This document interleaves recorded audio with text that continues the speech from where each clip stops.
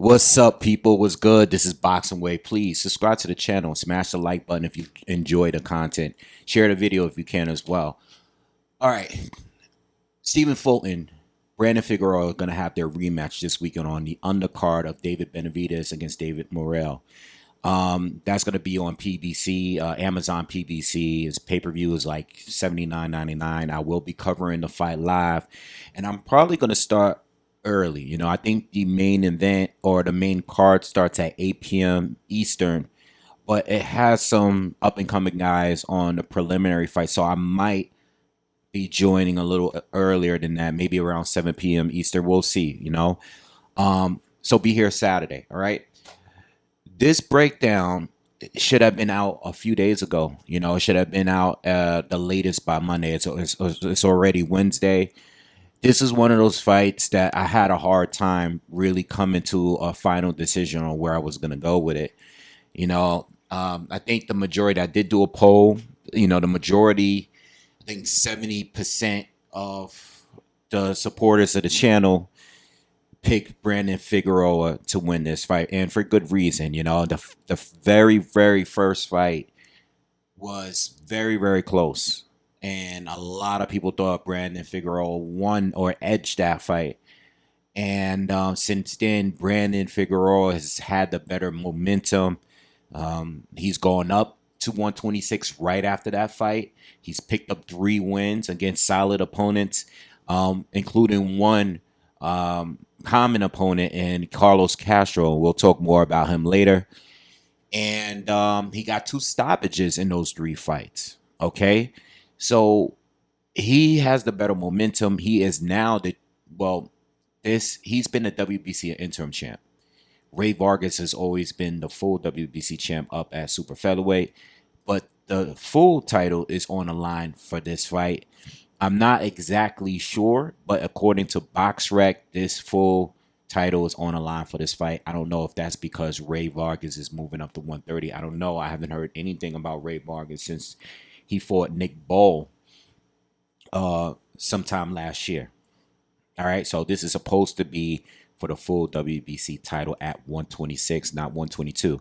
When they first met, it was at 122, and it was a unification match, I believe, for the WBC and the WBO, which Stephen Fulton won a majority decision. Okay, but yeah, the circumstances are different, and Stephen Fulton, since his loss to Naoya Inoue, he's only had one fight at 126, which was his last fight last year, which he struggled and gotten dropped in against Carlos Castro, the common opponent. All right, so now we're here. The rematch, we knew this rematch was going to happen at some point because both of these guys are from the PBC. Both of these guys had a really close fight together, and both of these guys are looking to be champions at at featherweight. All right. The reason why I had a hard time trying to do a prediction, like I rewatched their first fights, I rewatched some of their fights, since the fight, and the reason why I had a hard time is because for the people that feel that Brandon clearly won the first fight, when I watch it, I'm looking at it in a different lens. I'm looking at every punch that's thrown, every punch that's landed. I'm not just looking at the person that's coming forward. You know what I mean? Brandon in that first fight, to me, was the aggressor. He threw more punches. He's coming forward. And at points he did like Buzz Fulton, I think like in the 10th round or something like that. Like he is coming off to be the aggressor in the fight. You know what I mean? It's no difference from like when Floyd and Marcos Maidana first fought in that first fight. Maidana in those first 5 or so rounds, he's coming forward. He's being the aggressor. He has Floyd on the ropes. He's throwing more punches. It's a similar situation. Whereas in Fulton is more on the back foot. He is on the ropes. Okay, he's not throwing as many punches. He doesn't seem like he can really hurt Brandon Figueroa. So I understand for the people that picked him as the winner or thought he should have won the fight. I get it. But when I look at the fight and I rewatched it, I'm looking at the effective punching, the clean punching, you know what I mean? Just the accuracy and stuff. And I'm looking at whether or not when a fighter is getting forced to the ropes, are they comfortable there? Or it looks like they're struggling, and there was moments in the fight like it seemed like Fulton was getting overwhelmed, and those are the rounds that I gave to Brandon. But it was never like a period where it was just constantly going that way. There was moments in certain rounds where it seemed like Brandon was getting the better of him, and I get that. But when it comes to fighting on the inside, like the way that these two were for a good portion of the fight, are these punches landing clean, or is Brandon just throwing a lot of punches? And that's what I saw. Brandon was throwing a lot of punches. They weren't carefully placed punches.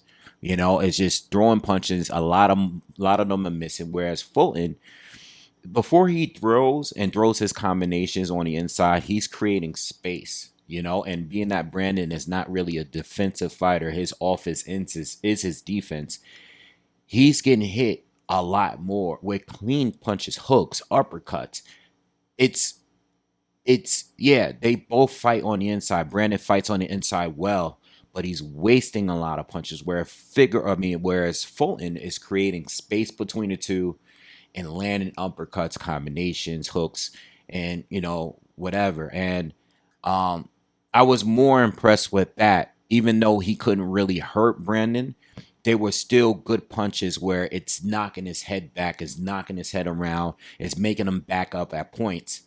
And when there wasn't an inside, when it wasn't a full phone booth fight, it seemed like Fulton was consistent with the jab and just the 1-2 in general. That straight right hand coming straight down, he would, it was sharp. And Brandon had to just lunge in at him and close the gap quickly, because whenever Fulton would land, whenever there was space between the two, Fulton was easily outboxing him. And it was mid-range, long range, Fulton had it easy. But whenever it was a phone booth fight, that's when the fight became competitive. And yes, 80% of the fight was that. There's no denying that. But for the argument for Fulton, he fought well on the inside. He showed that we always knew that he can box well on the outside. I knew he fought well on the inside when he fought Angelo Leo. That fight was a war. A lot of people didn't really see that fight, but that fight was a war. This guy, Angelo Leo, was coming at him, and it was Fulton stayed in a pocket, just like he did with Brandon Figueroa. Only problem is with Fulton is that every time Figueroa would rush him, he would just go straight back. He wasn't really turning him or like circling around him. He was just going straight back every single time, and that's where his back was against the ropes. And even though he fought well on that area, and there was points in the fight where he was kind of getting overwhelmed with the volume of Brandon Figueroa, because he has him and even his brother Omar that used to box. They have some of the best cardio in the game. You know what I mean? So I think going to this fight here, I started watching what their fights afterwards, and obviously there's nothing to see in a Inoue fight because Fulton looked terrible. You know what I mean? That was one of the worst performances, and it's not just because of the fact that he lost the fight, but it was the way that he was fighting. He didn't look comfortable. He looked nervous. He had that crazy bladed stance that I'd never really seen him fight like that before. He just didn't look strong. He didn't look confident, and he just looked poor. He just didn't look like himself. Not taking anything away from Inoue, because Inoue dominated him. But at the end of the day, I think the one round I gave to Fulton, it was like a swing round. You know what I mean? There was nothing really to learn about him in that fight, except for the fact that he had heart. He kept getting back up and trying to fight. But when I see the Carlos Castro fight at 126, and I'm assuming here, like, okay, Fulton won't be drained. He's going to be at 126. He's going to be stronger, possibly even more powerful. I didn't see that. He couldn't even get around Carlos Castro's jab. And that made me like really concerned here because I'm like, that fight was, razor close. You know what I mean? It was very close in my eyes. And Fulton just really was never consistent in that fight. And him getting dropped in that fifth round, I was like, man, I really don't know moving forward how he's going to look against someone like Brandon Figueroa or some of the other top guys at featherweight. So I really don't know. There's a lot of questions about Stephen Fulton right now, because at one point, probably roughly around, after he beat Figueroa, after he beat Daniel Roman, I was like, maybe I had him placed around maybe top 15 pound for pound, not in the top 10, but like outside of that, which is elite to me in my eyes. He looked like an elite fighter, he was unified and he's always looked sharp. But since the Inoue and the Castro fight, he hasn't looked so good. And it's 2 fights in a row where he's gotten dropped and he's not active. Now I understand that both fighters have only fought once a year, but Brandon Figueroa has been fighting at 126. This will be his 4th fight since losing to Stephen Fulton. This will be his 4th fight at the division. They have a common opponent, and I don't think just beating the common opponent automatically makes you better. I don't believe that because, at the end of the day, Fulton couldn't really deal with Castro's jab, but Figueroa did, switching to southpaw and closing the gap between the two. Castro didn't really have anything for him once Brandon got past the jab. So styles make fights. So I'm not going to base everything off that. But one thing I'll say about Figueroa, in my opinion, is watching this fight since he lost to Fulton the first time, even though he's at a new division, and he's possibly stronger, he probably feels better, I don't feel like, and as far as technical ability, I don't feel like I've seen any improvements. I think he still fights the same way. He's a switcher, he uses a lot of angles, he's high volume, like I said earlier, his offense, his defense is his offense is his defense. He wants to close a gap. He wants to overwhelm you. He's an accumulation puncher. He's not like a power puncher, but he will stop you based off accumulation. And I think that's his style. I don't think there's anything that's going to really change. I did notice a little bit in a Mark Masayo fight, which was probably the most competitive out of the 3 since that loss to Fulton. I noticed that he was boxing on the outside and spending a lot long distance boxing, working behind his jab and stuff like that. But that's not his style. That's not where he's going to look good against. And against Fulton, that's not going to work. He needs to close the gap. And I just think that with this rematch, I think what both fighters need to do is, when it comes to Figueroa, I think with Figueroa, I think he needs to fight the same way, but I think he needs to create some space. I think Fulton is definitely going to try to smother him. Fulton like to dig his forehead into his chest and push him back and keep his gloves up and protect that body with his elbow and try to lean on him. I think with Figueroa, instead of just constantly throwing, create some space to throw some shots. You know what I mean? Create some space first and make the punches more effective, because I think he's much more than capable of hurting Fulton.